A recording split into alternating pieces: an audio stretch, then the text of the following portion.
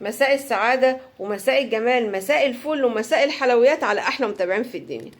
ازيكم يا ولاد؟ عاملين ايه؟ وحشتوني كتير كتير كتير كتير. رايحة فين يا ماما؟ كالعادة راح اجيب غدا يا ولاد.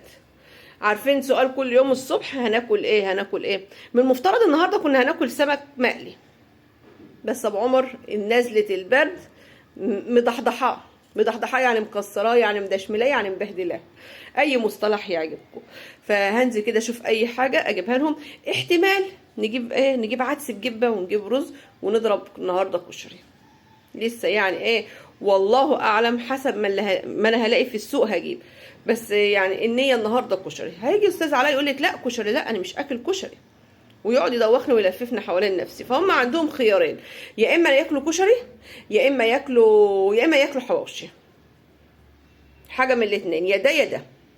وطبعا على ما اظن ان البيت كله هيتفق وياكل حواوشي، محدش ولا سمع كشري يا سما.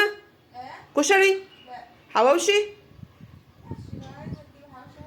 نعم كشري. هيا علاء هاتي حواوشي يا ماما.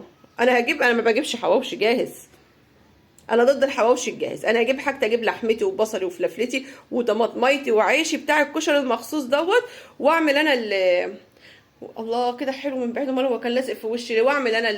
واعمل انا الحواوشي.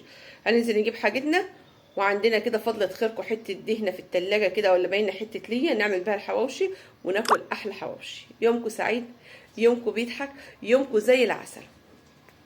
مساء الحلويات عليكم.